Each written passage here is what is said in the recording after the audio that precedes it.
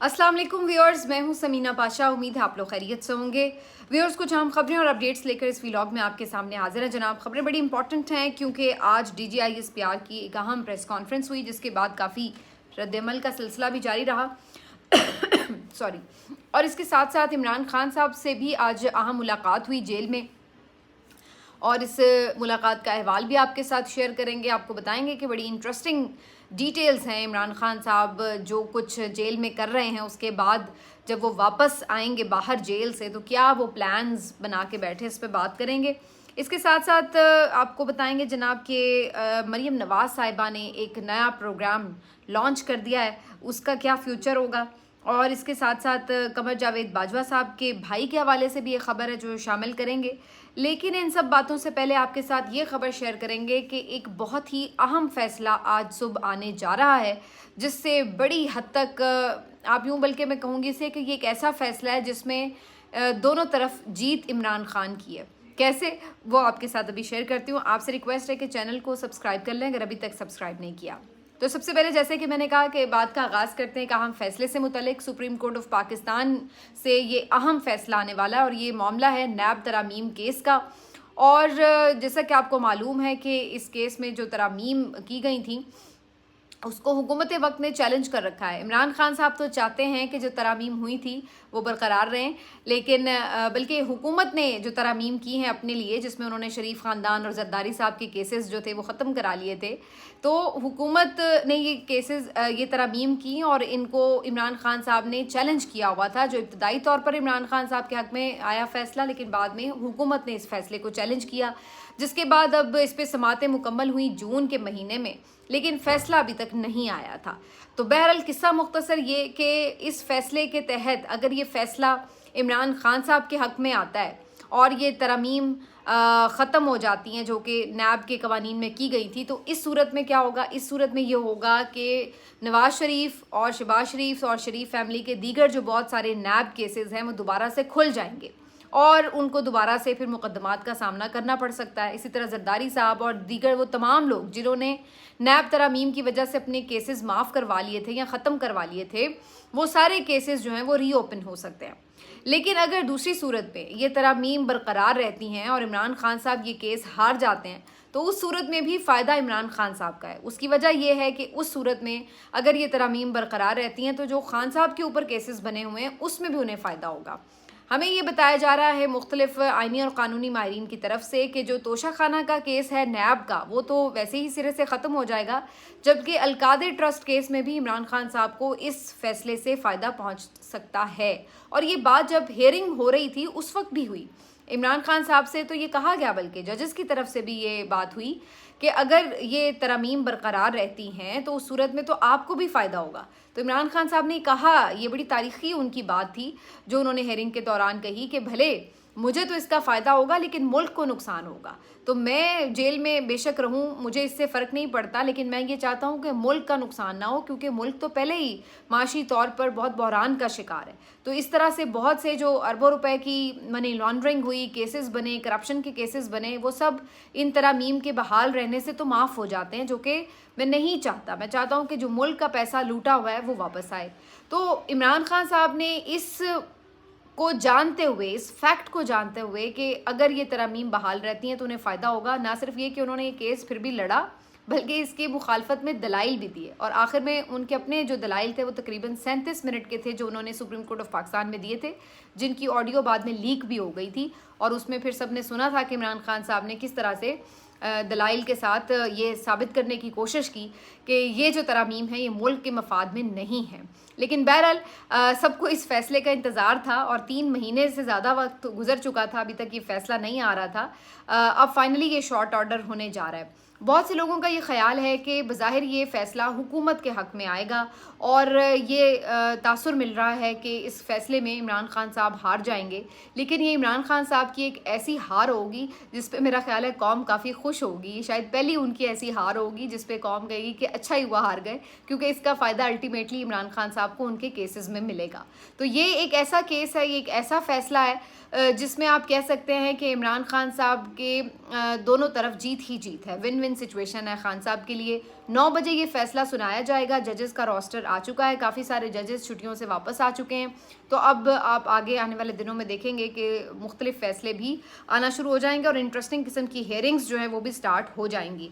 तो ये बहुत बड़ी खबर है जी, क्योंकि सब इस बात के ऊपर डिटेल से बात कर रहे थे कि आखिर नैब तरमीम का फैसला क्यों नहीं आ रहा। और इंटरेस्टिंग बात यह कि खुद इमरान खान साहब ने भी जो लास्ट अपनी टॉक की थी मीडिया से अडयाला जेल में, तो उन्होंने भी ये बात कही थी कि काजी साहब इसलिए नैब तरमीम का फैसला नहीं दे रहे कि वो इंतज़ार कर रहे हैं कि पहले मुझे अलकादर ट्रस्ट केस में सज़ा हो जाए।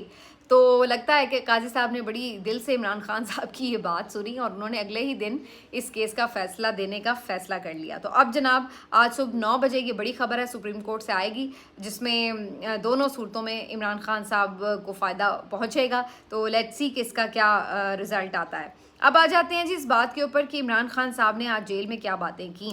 इमरान खान साहब की आज भी अडयाला जेल में मुख्तलिफ समातें थीं और कोर्ट रिपोर्टर्स से मुख्तलिफ बातचीत करते हुए इमरान खान साहब ने काफ़ी इंटरेस्टिंग बातें की। आज एक दफ़ा फिर से वो मोहसिन नकवी पे काफ़ी गर्जे बरसे, क्योंकि क्रिकेट इमरान खान साहब के दिल के काफ़ी करीब है और क्रिकेट का जो हाल हुआ है उसके बाद लगता है इमरान खान साहब काफ़ी दुखी हैं और इसी वजह से वो बार बार, कल भी उन्होंने क्रिकेट का तज़किरा किया, आज भी, और फिर आज भी वो मोहसिन नकवी साहब को कोस रहे थे कि आखिर इनकी क्या क्वालिफ़िकेशन है जिनको यहाँ पर क्रिकेट को तबाह करने के लिए बिठा दिया है। इनकी सिर्फ ये क्वालिफ़िकेशन है कि ये किसी के चहीते हैं, यानी कि उनका ज़ाहिर इशारा आर्मी चीफ़ की तरफ था इस मामले पर। तो इस बात को लेकर के इमरान खान साहब बार बार मोहसिन नकवी साहब को तनकीद का निशाना बना रहे हैं कि उनकी वजह से क्रिकेट का बुरा हाल हो चुका है, और ये चीज़ को उन्होंने आज भी मेंशन किया। इसके बाद उन्होंने कहा कि एक बड़ी वाज़े उन्होंने फिर लाइन दी है कि मैं जेल की चक्की में मर जाऊंगा लेकिन यजीद की ग़ुलामी कबूल नहीं करूंगा। ये फिर से जो डील की एक बाज़गश्त बार बार होती है और हर दफ़ा रिपोर्टर्स उनसे ये सवाल भी करते हैं, तो वो इसी के जवाब में बड़ा क्लैरिटी से ये जवाब देते हैं कि डील तो बहरहाल उन्हें नहीं करनी। और इमरान खान साहब कहते हैं कि इन्होंने मुझे डील पे मजबूर करने के लिए ही ये सारी सख्तियां भी की हैं, मेरी बीवी को भी 7 महीने से जेल में डाला हुआ है, मेरे बच्चों से मेरी बात नहीं करवाते, और बाकी मेरे पार्टी के साथ जो इन्होंने किया वो भी आपके सामने है, और ये सब इन्होंने मुझे कमज़ोर करने के लिए किया है ताकि मैं डील करूं। लेकिन मैं ये वाज़े कर देना चाहता हूं कि मैं जेल की चक्की में मरना पसंद करूंगा, लेकिन मैं डील नहीं करूंगा, मैं किसी समझौते पर नहीं आऊँगा और ना ही यजीद की ग़ुलामी कबूल करूँगा। तो ये एक लाउड एंड क्लियर मैसेज है आज इमरान खान साहब का। इसके बाद उन्होंने एक और इंटरेस्टिंग बात की कि जब मैं ये बात इन्होंने इससे पहले नहीं की, जो आज इन्होंने नई बात की है वो ये कि इमरान खान साहब ने कहा कि जब मैं रिहा होकर वापस इक़्तिदार में आऊँगा तो सबसे पहले बल्दियाती इंतखाब करवाऊँगा। अच्छा, इसमें 2 चीज़ें, एक तो ये कि ये अच्छी बात है कि वो ये रियलाइज़ कर रहे हैं कि जो नीचे लेवल तक गवर्नमेंट है वही असल में मुख्तलिफ लोगों के सॉल्यूशंस देती है प्रॉब्लम्स का। तो ये अच्छी बात है कि वो इस चीज़ को एड्रेस कर रहे हैं, जबकि ख़ुद उनकी गवर्नमेंट में भी बल्दियाती इंतखाबात ताख़ीर से ही होते रहे। दूसरी बात ये कि आप इस खबर में ऑप्टिमिज़म चेक करें कि ऑप्टिमिस्टिक कितने हैं इमरान खान साहब के, उन्हें कितना पता है कि मैंने वापस भी आना है, इक़्तिदार में भी आना है। वो अगला बैठ के इसके बाद की प्लानिंग्स कर रहा है कि जब इक़्तिदार में आना है तो उसने कौन कौन से काम कर रहे हैं। तो सबसे पहला काम वो कहते हैं उन्होंने करना है बल्दियाती इंतखाब करवाना है। और फिर उन्होंने एक दफ़ा फिर ये बात की कि मुल्क जो है वो इनकलाब की तरफ जा रहा है, लोगों के सब्र का पैमाना लबरेज़ हो चुका है, डंडे से मसले हल नहीं होते, बातचीत करनी पड़ती है। बलूचिस्तान के हवाले से आज फिर उन्होंने तज़किरा किया। तो ये तो वो बातें थी जो अडयाला जेल में इमरान खान साहब ने मुख्तलिफ सहाफ़ियों से की। लेकिन इसके साथ साथ आज एक अहम PTI का वफ़द भी इमरान खान साहब से मुलाकात के लिए पहुँचा, और वी न्यूज़ इस बारे में जो है वो ख़बर दे रहा है अंदरूनी ज़राए से, और उनका ये कहना है कि इस वफ़द के साथ इमरान खान साहब ने बड़ी इंपॉर्टेंट बातें की। इस वफ़द में जी एक तो मुज़म्मिल असलम साहब मौजूद थे जो कि मुशीर ख़ज़ाना है KP हुकूमत के। इसके साथ साथ आलिया हमज़ा साहिबा जो कि रिहाई के बाद पहली दफ़ा इमरान खान साहब से मिली, वो भी शामिल थी। शिबली फराज भी थे। तो इन लोगों से इमरान खान साहब की ये बड़ी इंपॉर्टेंट मुलाकात थी, और इस मुलाकात में इमरान खान साहब को DGISPR की प्रेस कॉन्फ्रेंस से मुतल्लिक भी बताया गया। और जब उन्हें ये बताया गया कि उन्होंने ये कहा है कि वो किसी पार्टी के तरफदार नहीं है और किसी के ख़िलाफ़ नहीं है, तो इस पर फिर इमरान खान साहब ने एक ज़ोरदार कहा लगाया। तो ये रिस्पांस था इस बात के ऊपर। वैसे आज मैं जनरली जो नोट कर रही थी सोशल मीडिया पर भी जो रिएक्शन आ रहा था, तो सबसे ज़्यादा यही जो एक जुमला था बहुत ज़्यादा अंडर डिस्कशन भी था, और हर कोई इसी को तनकीद का निशाना भी बना रहा था, और कुछ लोग इसका मजाक भी उड़ा रहे थे। क्योंकि कौम ये मानने के लिए तैयार नज़र नहीं आ रही थी कि कोई भी ये चीज़ समझे कि वाकई जो फ़ौज है वो पॉलिटिकल है या किसी तरफ किसी का रुझान नहीं है या कोई किसी के ख़िलाफ़ नहीं है।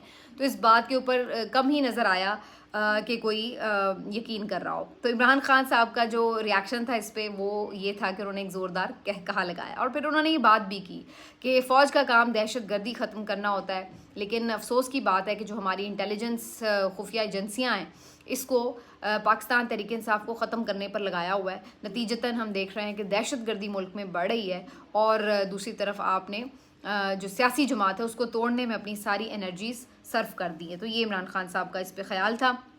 इसके अलावा आलिया हमज़ा साहिबा को उन्होंने काफ़ी ख़राज तहसीन पेश किया, तारीफ़ की, उनको सराहा उनकी कुर्बानी को और कहा कि आप लोगों ने जिस तरह ख़वातीन ने डट कर इस्तकामत के साथ जेलें काटी हैं उससे सबका हौसला बढ़ा है। और फिर उन्होंने ये भी कहा कि ये जो इस वक्त हम देख रहे हैं कि लोगों ने इतनी बड़ी तादाद में निकल कर वोट डाला, ये इसमें ख़वातीन का एक बहुत बड़ा वोट है। और उन्होंने फिर आलिया हमज़ा को इसके ऊपर ख़राज तहसीन पेश किया। इसके बाद मुज़म्मिल असलम साहब से उनकी काफ़ी डिटेल ब्रीफिंग हुई जिसमें उन्होंने जो IMF के मामलात हैं, SIFC के मामलात हैं, दीगर जो इकॉनमी से रिलेटेड मामलात हैं उसके ऊपर ब्रीफिंग भी ली और सारे मामलात जो इस वक्त चल रहे हैं उसके बारे में जो KP हुकूमत के इस वक्त हैं उनको भी डिस्कस किया, लेकिन जो ओवरऑल इस वक्त पाकिस्तान को इकॉनमी के हालात दरपेश हैं उसके बारे में भी बातचीत हुई। अच्छा, अब इस पे बड़ी इंटरेस्टिंग बात है कि इमरान खान साहब ने इस मौके पे ये कहा कि ये भी अल्लाह की तरफ से अच्छा ही हुआ है कि मैं जेल में हूँ और मुझे इतना मौका मिला है कि मैं मुख्तलिफ़ किताबें पढ़ रहा हूँ, वसी मुतालिया कर रहा हूँ और मैं यहाँ पर बैठ के सारा दिन ये प्लानिंग्स करता हूँ कि जब वापस इक़्तिदार में आऊँगा तो किस तरह से जो पाकिस्तान के मसाइल हैं उनको हल करना है और उसके ऊपर मुझे गौर व फिक्र करने का मौका मिल रहा है। तो वो बाकायदा आप अंदाज़ा लगाएं कि जेल में बैठ के पूरी ये प्लानिंग कर रहे हैं। फिर मैं वही बात कहूँगी कि मुस्बत सोच का आप अंदाज़ा लगाएं कि अभी वो जेल से निकले नहीं हैं, लेकिन उनको इस कदर यकीन है कि ना सिर्फ ये कि वो जेल से निकलेंगे बल्कि निकल के जो इस वक्त पहाड़ जैसे मसाइल पाकिस्तान को दरपेश हैं उससे निकलना कैसे उसकी भी बैठ के मनसूबाबंदी कर रहे हैं।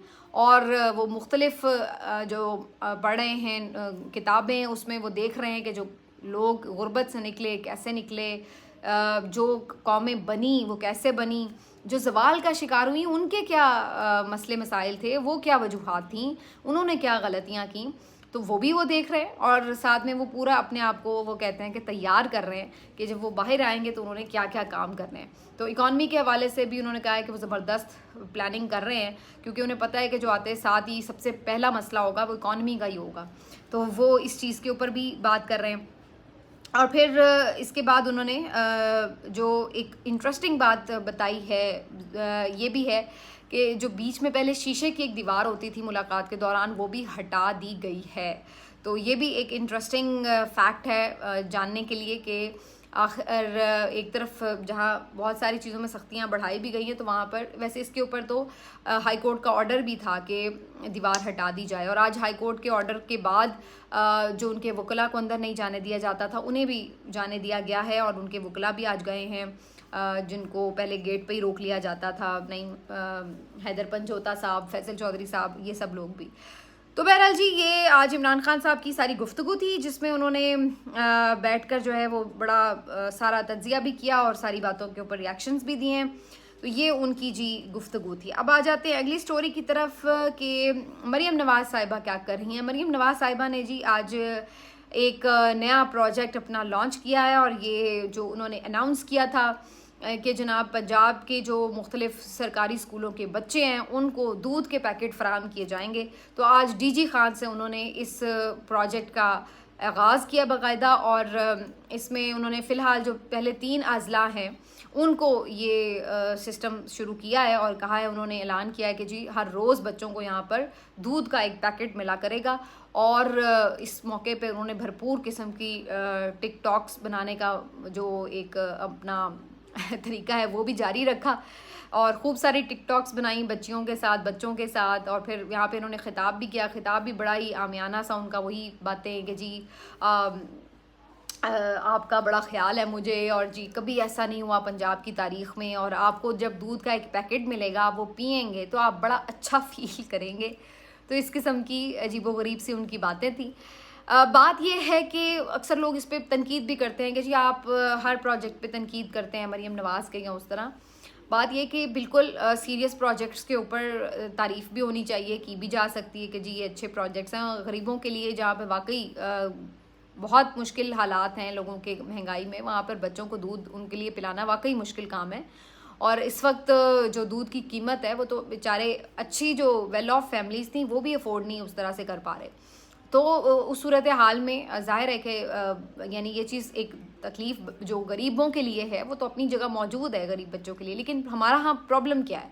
पहला तो सबसे बड़ा प्रॉब्लम ये है कि क्या इस पूरे प्रोजेक्ट के पीछे हम ये नहीं कहेंगे कि क्या इसमें करप्शन को किसी तरह से भी हम एलिमिनेट कर सकते हैं कि ये कितना देर पा होगा प्रोजेक्ट, कितने दिन ये चलेगा, कौन जाके चेक करता फिरेगा कि रोज़ बच्चों को दूध मिल रहा है क्या? जो बच्चों के नाम पे दूध रिलीज़ किया जाता होगा उसको फिर बाद में जो बीच में इतने माफियाज आ जाते हैं, सरकारी अहदेदारान आ जाते हैं, ब्यूरोक्रेसी आ जाती है, ये सब नहीं उड़ा लेंगे, ठीक है ना? अब इसके ऊपर किस तरह से चेक रखा जाएगा, इसका क्या मैकेनिज़्म है, ये कोई हमें बताएगा आके कि क्यों कैसे इसको इस बात पे यकीनी बनाया जाएगा कि वाकई दूध जो है वो बच्चों को मिल रहा है या नहीं मिल रहा।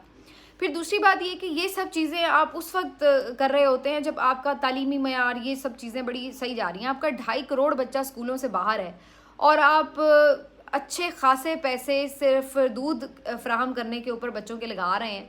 पहले तो ज़रूरी ये है कि जो बच्चा स्कूल से बाहर है आप उसको स्कूल में तो लेके आएँ, आप उनसे नए स्कूल्स खोल सकते हैं, बच्चों के लिए फ्री एजुकेशन का इत्माम करें, उनके लिए आसानी पैदा करें कि बच्चे जो बेचारे इसलिए नहीं पढ़ पाते हैं कि उनके माँ बाप उनको छोटी उम्र में काम पे लगा देते हैं, तो इस तरह के रोज़गार के मौक़े हों कि उनके माँ बाप को बच्चों से काम ना लेना पड़े, चाइल्ड लेबर ख़त्म हो और बच्चे स्कूलों में जा सकें।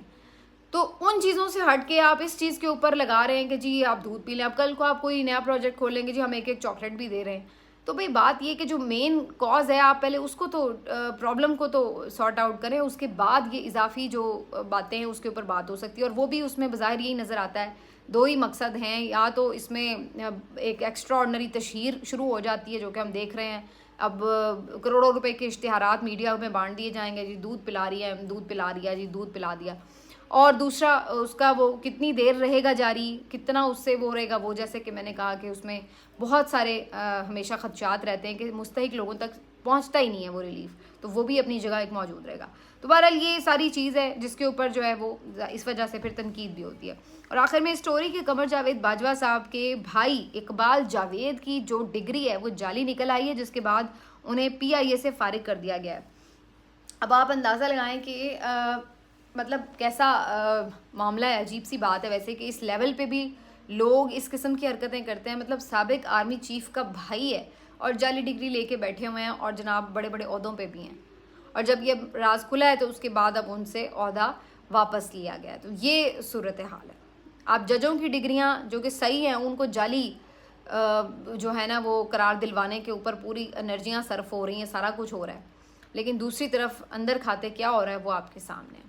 तो ये है जी सूरत हाल बाजवा साहब के लिए। फिर भी बहरहाल अभी तक कोई ऐसी गर्म खबरें नहीं हैं, ना ऐसी कोई हॉट वाटर्स की बात हो रही है। आज भी जो DGISPR की ब्रीफिंग थी उसमें उन्होंने इस तरफ कोई इशारा नहीं किया कि जनरल बाजवा के खिलाफ भी कोई कार्रवाई हो रही है। तो फिलहाल उनके लिए तो रावी चैन लिख रहा है, लेकिन कब तक क्या होगा इस बारे में कहना कुछ कबल वक्त है। आखिर में एक स्टोरी सिर्फ जो मैंने पिछले व्लॉग में आपसे कहा था कि देंगे लेकिन नहीं दे सके थे, वो थी जनाब क्या वो स्टोरी थी साकिब निसार साहब के बारे में कि वो वापस आ गए हैं। अच्छा, वो बैरून मुल्क थे जब ये फैज़ हमीद साहब को गिरफ्तार किया गया, और उसके बाद बहुत से लोगों ने ये कहना शुरू कर दिया कि साकिब निसार साहब को भी अब गिरफ्तार कर लिया जाएगा। और उसके बाद फिर ये भी एक ट्यूमर उड़ रही थी कि जी अब वो वापस ही नहीं आएंगे मुल्क में, और लगेगा कि उन्हें पता होगा कि मुझे जाके गिरफ्तार कर लेंगे, लिहाजा वो अब नहीं वापस आएंगे। लेकिन ना सिर्फ ये कि वो अपनी जो अनाउंस की हुई डेट थी वो वापस आ गए, बल्कि बहुत सारे रिपोर्टर से उनकी मुलाकात भी और बात भी हुई आज, जिन्होंने ये कंफर्म किया कि उन्होंने कहा कि भाई मेरा मुल्क है, मैंने कहाँ जाना है, और मैंने कुछ ऐसा नहीं किया कि जिसके ऊपर मैं छुपता फिरूँ। तो इसमें भी जो अगेन हुकूमत के करीब रिपोर्टर्स समझे जाते हैं, सहाफ़ी जो बस झूठ सच बयानियाँ बनाने पे तुले बैठे होते हैं, तो उनका ये भी एक बयानिया जो है वो गलत साबित हुआ है, जो कि ये कह रहे थे कि जी वो तो वापस नहीं आएंगे। तो ये सारी चीज़ें लेकिन एक जो बहुत इम्पॉर्टेंट बात वो ये कि 6 सितंबर जो है वो शुरू हो चुकी है। अब सिर्फ एक दिन बीच में बाकी रह गया है, जो कि जलसा है 8 सितंबर को पीटीआई का। इस जलसे के ऊपर तो हम एक्सटेंसिव ज़ाहिर है आगे व्लॉग्स में बात करेंगे ही, लेकिन मैं हैरान हो रही थी कि 6 सितंबर की बात है और 6 सितंबर आज यानी स्टार्ट हो गई और उससे एक दिन पहले डीजीआईएसपीआर ने प्रेस कॉन्फ्रेंस भी की, लेकिन हैरान कुन तौर पर उन्होंने इस अहम डिफेंस डे का जिक्र ही नहीं किया अपनी प्रेस कॉन्फ्रेंस में। तो ये भी वैसे बड़ी हैरान कुन बात थी। मिलते हैं आपसे अगले व्लॉग में, अपना ख्याल रखिए, अल्लाह हाफ़िज़।